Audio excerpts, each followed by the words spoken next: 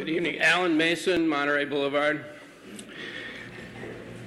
Until recently, the last council meeting I attended was the big one in '98, when we thought we had buried the oil drilling monster forever.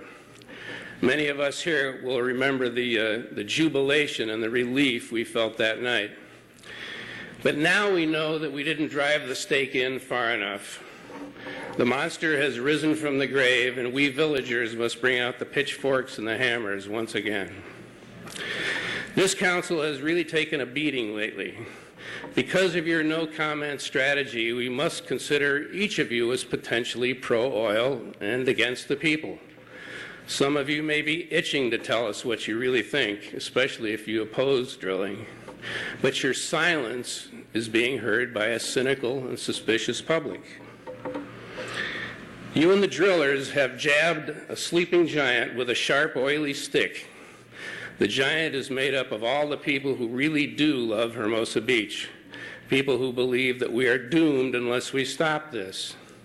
Well, that giant is wide awake, and this life or death attack will get the citizens off their couches and into the battle stations. The oil company is spreading truckloads of BS and lots of money around. I'm guessing the push is mostly on the north side, trying to sell out the south side for a pie-in-the-sky promise of some poisoned oil money. The people you want us to get in bed with have a track record of oil spills and bankruptcy that should send us running rather than turning over the fate of our city to a company that cares only about making money. My wife is already worried that I'm putting a target on my back just speaking out like this. It may be a small town, but because of your secret settlement, the stakes are now huge. I really hope we can derail this thing somehow before it gets to a vote and spare the city much suffering. But one way or another, the citizens of Hermosa Beach will stop this nightmare. This council will need to decide what you want your legacy to be.